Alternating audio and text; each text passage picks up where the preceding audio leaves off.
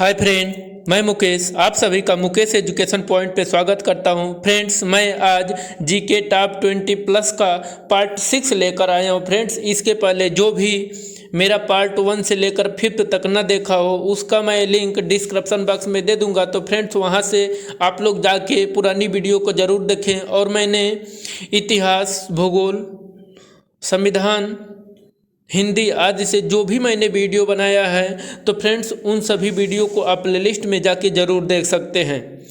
चले friends, video को start करते हैं।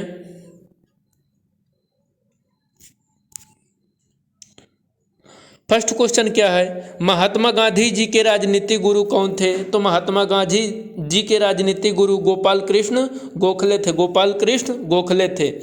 सेकेंड क्वेश्चन क्या है, भारत के दार्शनिक राष्ट्रपति कौन है? तो भारत के दार्शनिक राष्ट्रपति डॉक्टर एस राधाकृष्णन है। डॉक्टर एस राधाकृष्णन है। लोकसभा सत्र, थर्ड क्वेश्चन क्या है, लोकसभा सत्र कम से कम वर्ष में होता है? तो लोकसभा का जो सत्र होता है एक वर्ष में 2 बार होता है। एक वर्ष में 2 बार होता है। फ्रेंड्स, लोकसभा से संबंधित कुछ बातें जान लेते हैं। तो लोकसभा क्या है? लोकसभा निम्न सदन है। लोकसभा निम्न सदन है।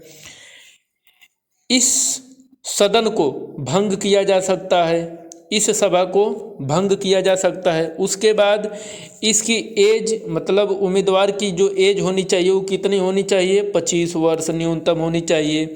फिर उसके बाद अगर देखा जाए तो धन विधेयक किस में पारित होता है? तो ये हमेशा लोकसभा में पारित होता है। हमेशा लोकसभा में पारित होता है। चले फिर से, और इनका कार्यकाल की अगर बात करें तो लोकसभा का कार्यकाल 5 वर्ष का होता है। तो हम लोग क्या क्या जान लिए लोकसभा में कि जो ये लोकसभा है वो निम्न सदन है। फिर उसके बाद सेकेंड पॉइंट क्या है, इसमें सदस्यों की निम्नतम आयु क्या है? 25 वर्ष होती है। फिर उसके बाद लोकसभा को भंग किया जा सकता है। चलिए, और लोकसभा का कार्यकाल 5 वर्ष का होता है। चलिए फ्रेंड्स, अगला क्वेश्चन देखते हैं क्या है। फोर्थ नंबर है, रैम का फुल फॉर्म क्या है? तो रैम का full form random access memory है। और एक होता है, दो चीज़ें होती है, एक होता है रैम, तो आप लोग जान गए रैंडम एक्सेस मेमोरी। एक होता है रोम। क्या होता है? एक होता है रोम। तो इसको कहा जाता है रीड ओनली मेमोरी। क्या? रीड ओनली मेमोरी, इसको फुल फॉर्म है। चलिए, अगला क्वेश्चन क्या है देखिए। अगला क्वेश्चन है, गांधी जी का जन्म हुआ था। तो गांधी जी का जन्म कहाँ हुआ था? पोरबंदर हुआ था। कहाँ है पोरबंदर? गुजरात में है। चलिए, अब गांधी जी से संबंधित कुछ वो पॉइंटें जान लेते हैं जो एग्जामों में बहुत बार पूछा जाता है। तो गांधी जी फ्रेंड्स हम लोग जानते हैं कि उनसे 3-4 आंदोलन ऐसे हैं जिनसे एग्जामों में क्वेश्चन डायरेक्ट पूछे जाते हैं। तो सबसे पहले बारी बारी उन आंदोलन को हम लोग जान लेते हैं। तो सबसे पहले आंदोलन मैं बताना चाहता हूँ असहयोग आंदोलन। क्या? असहयोग आंदोलन। तो जो असहयोग आंदोलन है, असहयोग आंदोलन, तो ये जान लीजिए जो असहयोग आंदोलन था इसमें इसकी जो मतलब वर्ष जो था ये 1 अगस्त, क्या 1 अगस्त 1920 था। जो असहयोग आंदोलन था उसका वर्ष कौन सा था? 1 अगस्त 1920 थे। और इसके संबंधित व्यक्ति कौन थे? तो वो महात्मा गांधी थे। कौन? महात्मा गांधी थे। चलिए, इनका अगला आंदोलन की बात किया जाए तो अगला आंदोलन मैं बताना चाहूँगा कि जो गांधी जी का था उसके बारे में आप लोग जानते होंगे, नमक सत्याग्रह। क्या? नमक सत्याग्रह। तो नमक सत्याग्रह की बात की अगर किया जाए तो ये 12 मार्च 1930, क्या वर्ष? 12 मार्च 1930। तो वर्ष याद रखिएगा। किसके नेतृत्व में हुआ था? तो गांधी जी के नेतृत्व में हुआ था। चलिए, और ये कहाँ से स्टार्ट हुआ था कार्यक्रम? तो जो गुजरात के साबरमती आश्रम से, गुजरात में साबरमती आश्रम से हुआ था। इसे नमक सत्याग्रह कहा जाता है। चलिए, इनके अगले सत्याग्रह की बात कर लिया जाए तो इनका अगला सत्याग्रह क्या है? सविनय अवज्ञा आंदोलन। क्या? सविनय अवज्ञा आंदोलन। तो सविनय अवज्ञा आंदोलन का वर्ष अगर पूछा जाए तो हम लोग क्या लिखेंगे? 6 अप्रैल 1930। क्या? 6 अप्रैल 1930। 6 अप्रैल 1930। और इससे संबंधित व्यक्ति कौन थे? तो गांधी जी के नेतृत्व में हुआ था। चलिए गांधी जी का वो अगला आंदोलन क्या है उसको देखते हैं।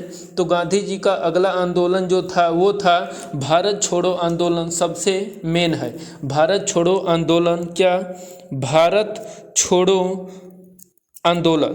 तो जो भारत छोड़ो आंदोलन था उसके अगर वर्ष की बात किया जाए तो वो 8 अगस्त था, 8 अगस्त 1942। भारत छोड़ो आंदोलन मतलब अंग्रेज़ों को जब गांधी जी ने कहा था कि अब भारत छोड़ दो, तो ये जो आंदोलन था वो कौन सा आंदोलन था? भारत छोड़ो आंदोलन 8 अगस्त 1942 ईस्वी को। चलिए फ्रेंड्स, गांधी से संबंधित ये सारे पॉइंट मैंने बता दिया। चलिए अगले क्वेश्चन पे हम लोग चलते हैं। अगला क्वेश्चन देखते हैं क्या है। चलिए गांधी जी का जन्म तो हम लोग जान लिए, पोरबंदर। चलिए हीमोग्लोबिन और क्रोमेटिन के निर्माण में, हीमोग्लोबिन और क्रोमेटिन के निर्माण में आवश्यक खनिज लवण है तो वो है लौह है, वो है लौह। चलिए अगला क्वेश्चन क्या है।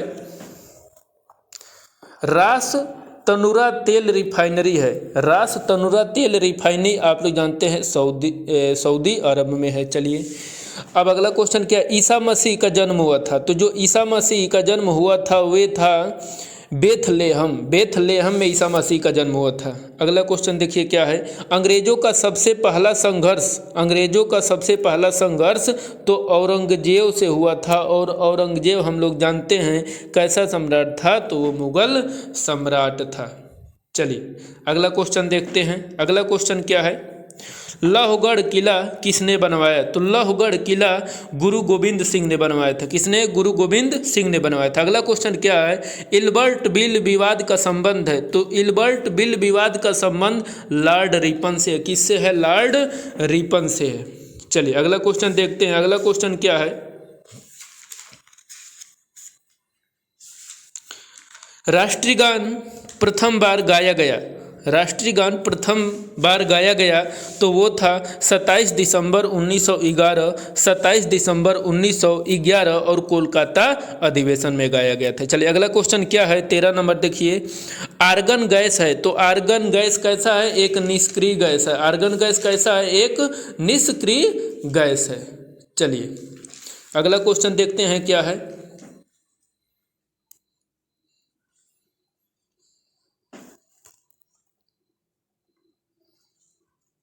चलिए फ्रेंड्स अगर वीडियो आपको अच्छी लगे तो लाइक ज़रूर करिएगा और दोस्तों यारों के बीच में शेयर ज़रूर करिएगा।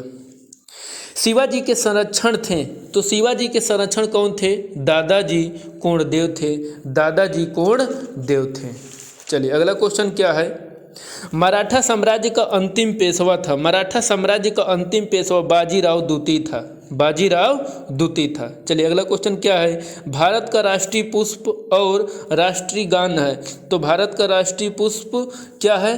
कमल है। और राष्ट्रीय गान क्या है? जनगण मन अधिनायक है। चलिए इसको 52 सेकंड में गाया जाता है। चलिए अगला क्वेश्चन क्या है। रॉकेट और जेट किस नियम पे काम करता है? तो रॉकेट और जेट जो है, रॉकेट और जेट न्यूटन के द्वितीय नियम पर काम करता है। चलिए अगला क्वेश्चन क्या है।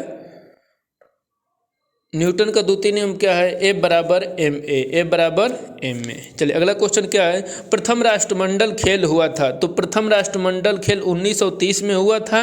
और कहाँ हुआ था? तो वो कनाडा में हुआ था। कनाडा के किस शहर में हुआ था? तो हैमिल्टन शहर में हुआ था। चलिए अगला क्वेश्चन क्या है उसको देखिए। फ्रेंड्स कुछ बातें मैं बोलना चाहूँगा।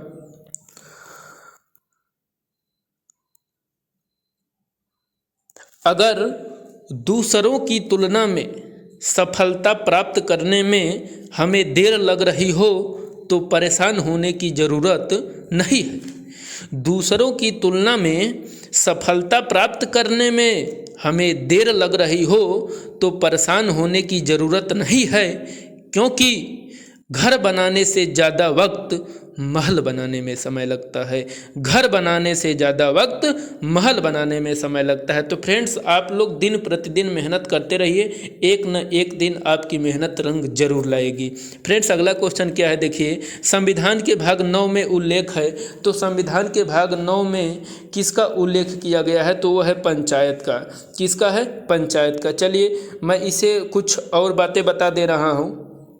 हम लोग जानते हैं भारतीय संविधान के कितने भाग हैं, तो वो है 22। कितने हैं? 22। अब हम लोग जानते हैं कुछ मैं मेन बता दे रहा हूँ। तो संविधान का जो भाग 2 है, क्या भाग 2, तो भाग 2 में हम लोग देखते हैं क्या है, भाग 2 में नागरिकता है। क्या?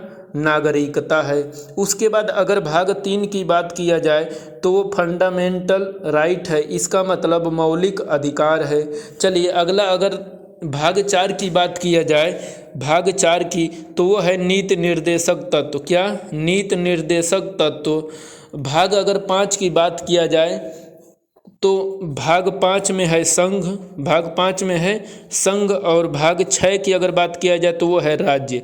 तो ये फ्रेंड हो गए। चलिए इस और बता देता हूँ। तो देखिए, और हम लोग 9 में जान ही गए कि 9 में किसका उल्लेख है, तो वो है पंचायत का।